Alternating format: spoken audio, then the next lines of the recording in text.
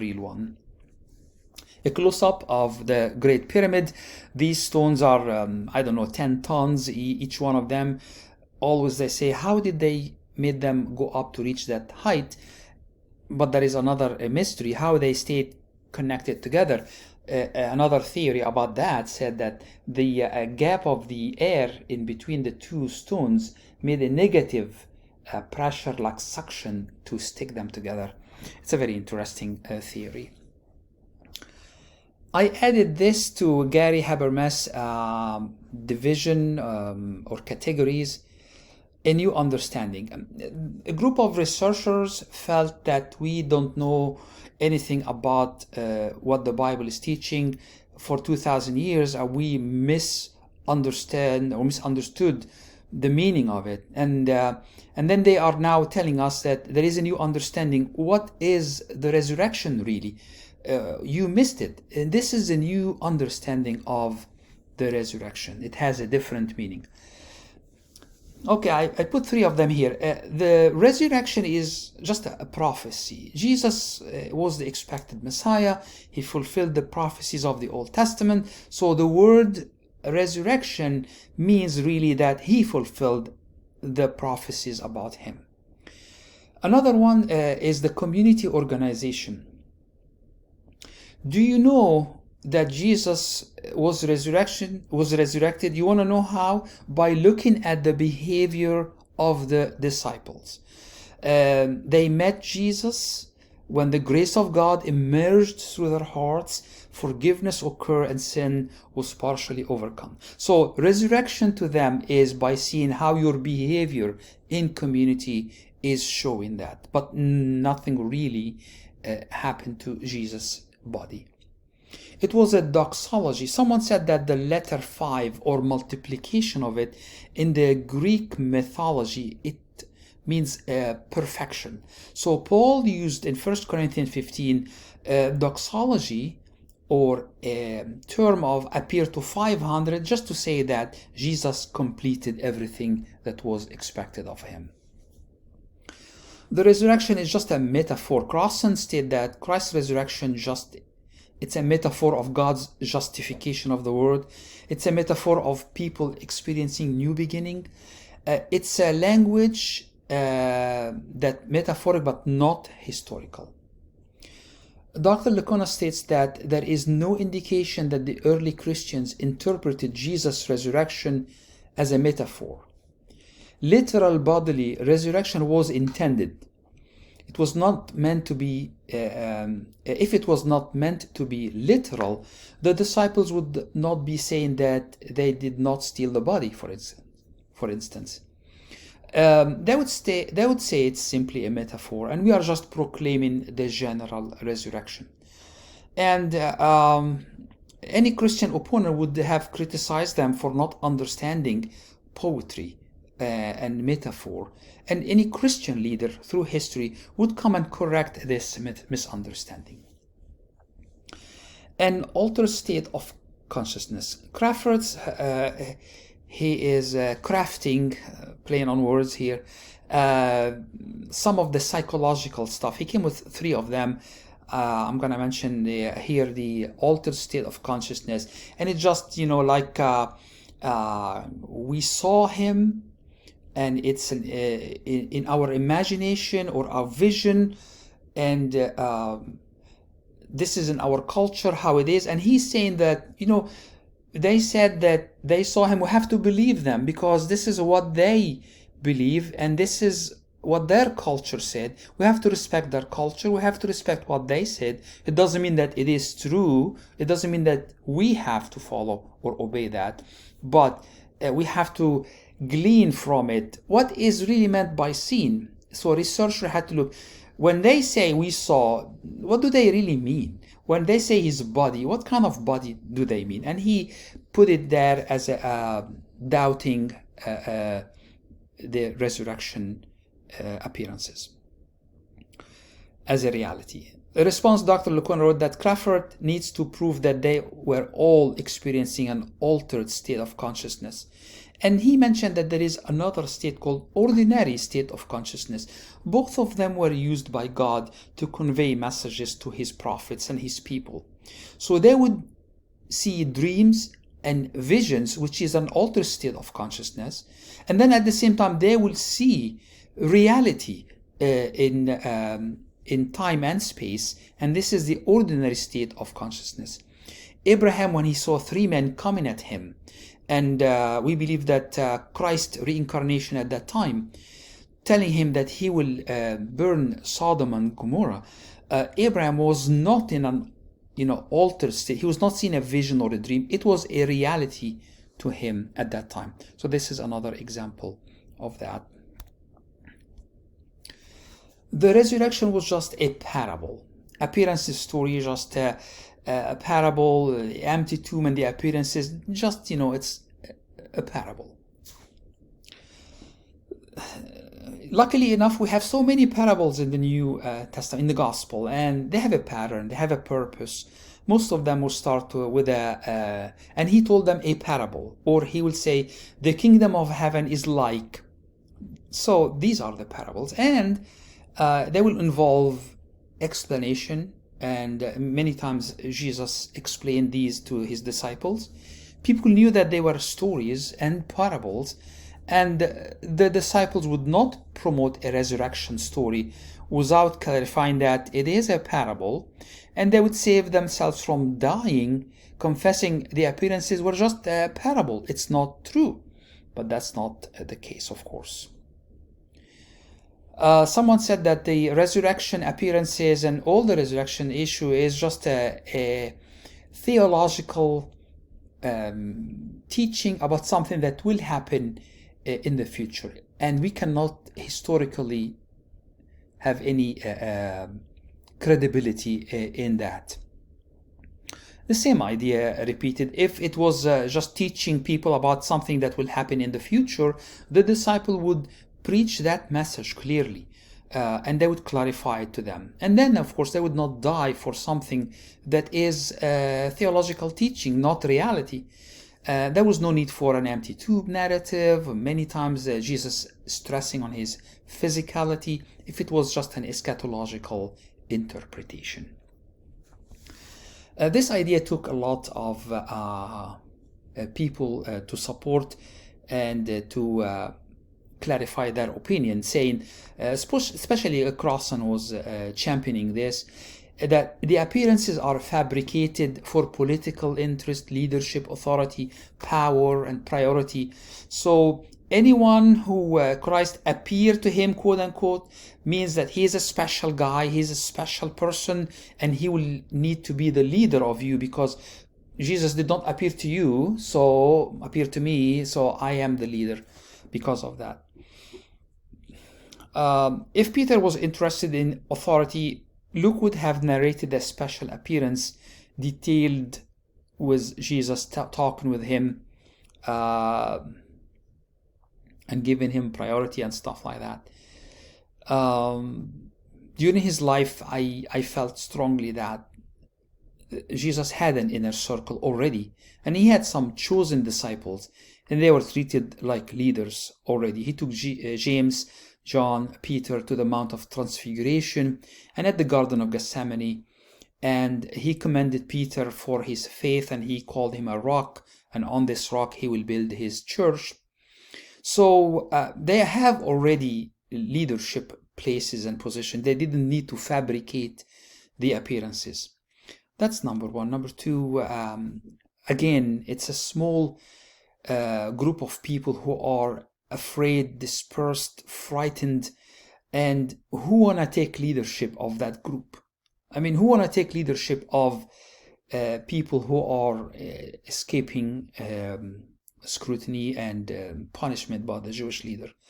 And what kind of inheritance they will rush that Jesus left behind, that they all fabricate story and will rush to take leadership in it. So it doesn't fit logical criteria. A legend or false testimony, both of them, they are talking about almost the similar stuff, that the disciples were lied about it, either after his death immediately, and they give false testimony that he was resurrected, or later on, years passed, there was legend and they adopted that legend about him. We have to assume that all the disciples were dishonest people who lied and invented story without a clear reason, really. And not even one of them corrected the false record, and they all went to their demise willing to die for a lie that they invented. Doesn't fit logic. Here another crafted idea, a neuroanthropological perspective. Neuro, like a neurological vision, anthropology, and cultural. And what he's saying is that any text that we see about these people is a culturally approved visual perception. Their culture is approving that, and it is okay, and they believed it because of their culture approved that. And he went to say that our planet is populated with multiple cultural realities, multiple models, and historians, they have to find a way of writing that history again, taking in consideration the natives' experience and reality. So the cultural reality of Jesus' resurrection, it did not happen in real time and space. They saw it, they approved it because their culture said that. It was real to them, but it is not real to us. So we have to respect them and understand that, and we have to, quote unquote, rewrite or reinterpret or understand what happened really in history, taking in account that their culture is dictating this. In the beginning of his article, he said neuroanthropology is an emergent new research with no proof of its validity.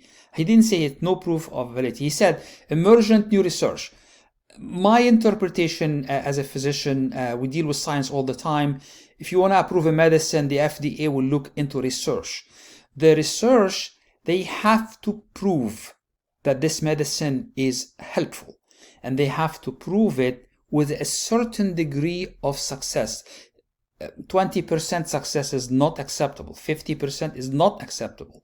Although you may claim it is successful, but that's not acceptable. So we cannot just throw things at the public saying it's a new research, so you don't know about it, so you better listen and believe. And emergent, like, it's not complete yet. He said it's a new emergent and new research and emergent, which means it's not valid. There is no standard to measure if it's accurate or not, and I don't know when to apply it or not to apply it. Can I apply this principle on any historical figure that we heard of? Can we claim that, the people who saw that person, it was just their cultural reality. It was true to them, but not to us. Did Buddha really exist, or his disciples imagine him? Did Muhammad receive a Quran from an angel? Did Moses perform miracles or existed even? So it's really, I wouldn't say dangerous, but it's a nonsense, because it will rock every foundation of looking at history by looking at their culture. That's what they believe, but not us. Plus, it doesn't answer the historical question. What happened to Jesus? Was he really crucified, or it was just a vision of the disciple and they imagined it and became their reality? Plus, really, nothing about Jesus and what happened to him and what they claimed was culturally or religiously approved and accepted. A dead rabbi coming back to life in a bodily form was neither what the disciples expected nor accepted as Jewish believer. The difference in details. There is difference in details among the gospel concerning the place of appearance, and we find the gospel, there are two groups of narration. One is connected with Jerusalem, most appearances there. One is connected with Galilean country. Because there is difference in the appearances, we have to reject all the stories completely. Some of them, they say that. Others, they say the canonical gospel contained propaganda, and they had an agenda to present Jesus in a special way and teaching a message in a special way, and we should not believe in that because it is a propaganda. Others, they claim gospel were not written by eyewitness, and there is an inconsistency between what Paul is saying about flesh and blood shall not inherit the kingdom of God, and Jesus saying, touch me, a spirit has not flesh and bone as I have.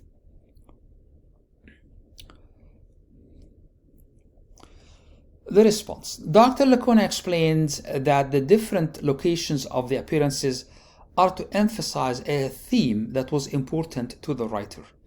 The difference doesn't mean contradictory, it means it adds more to the picture or completing the picture.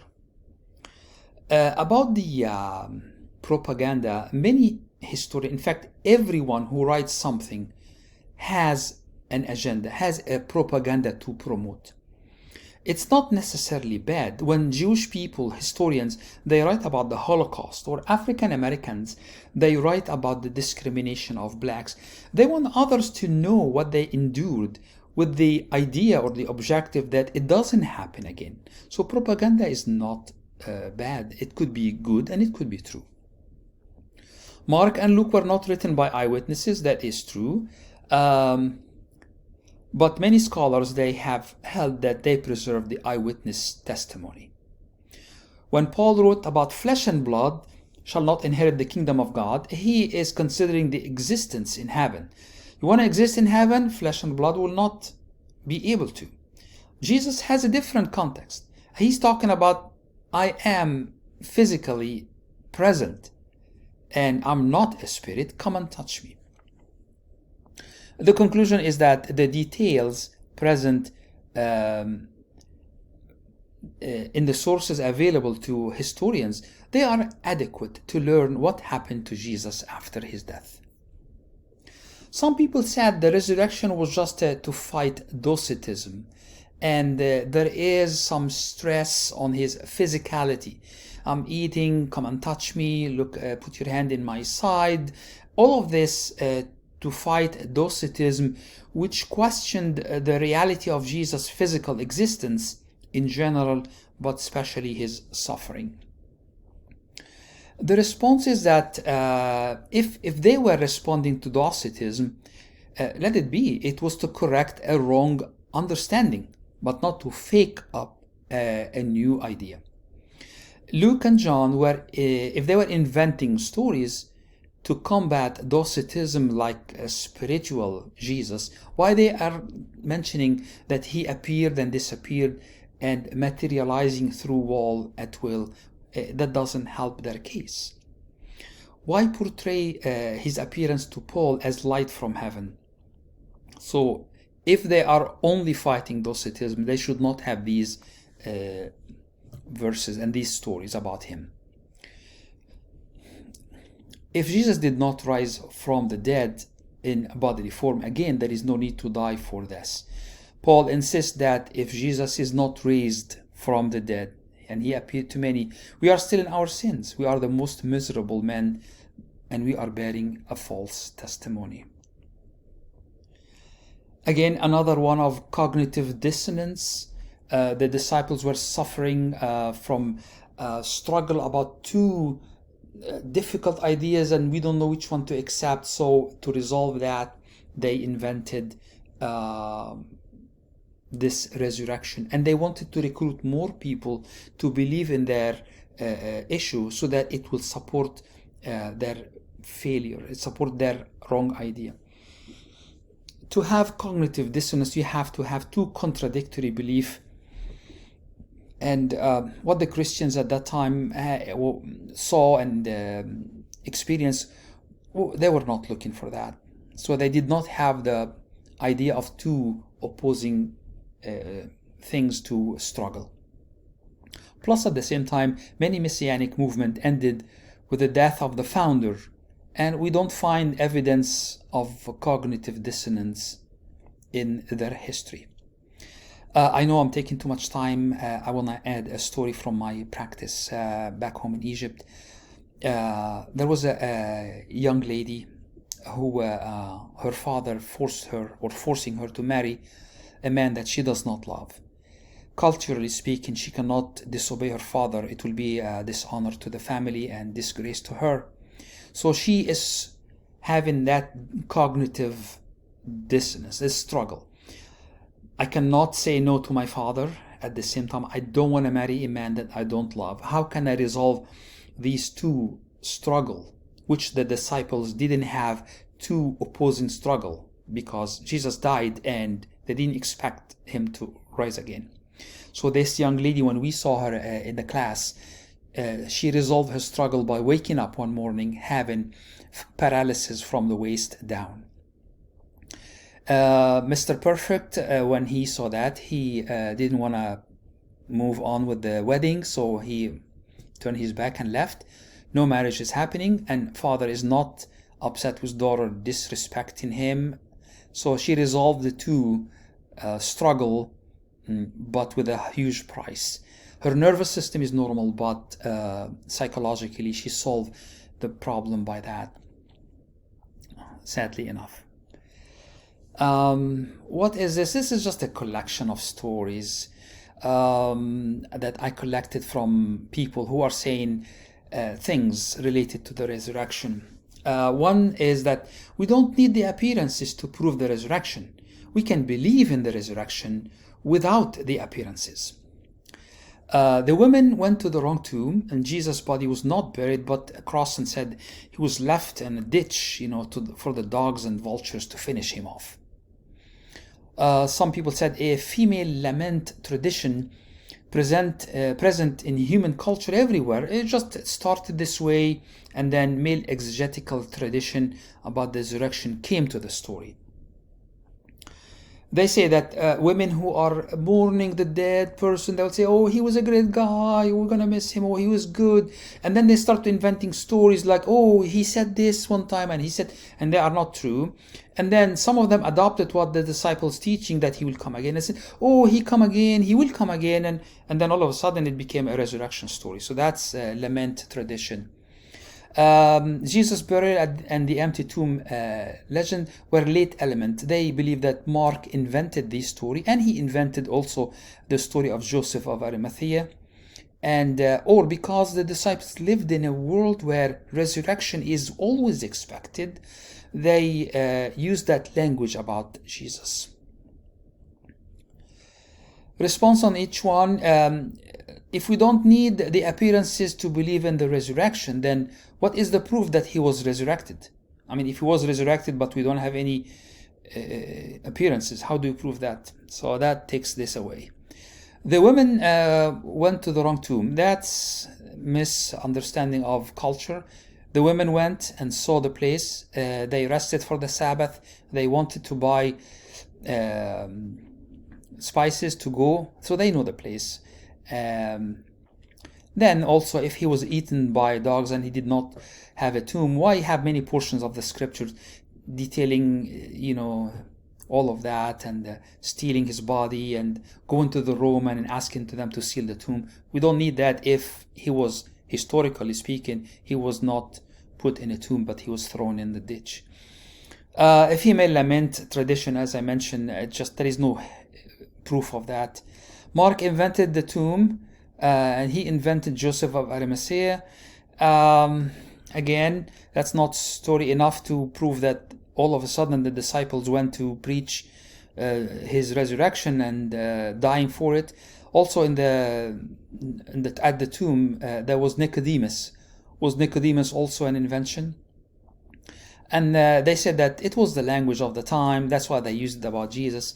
Well, in fact, it's the opposite. Jewish people believed at that time resurrection is not for one person, and it doesn't happen like this at all. So it was not really the language of the culture. Again, if this is the bodily appearance is the most likely hypothesis, then it should be taken as the most logical one.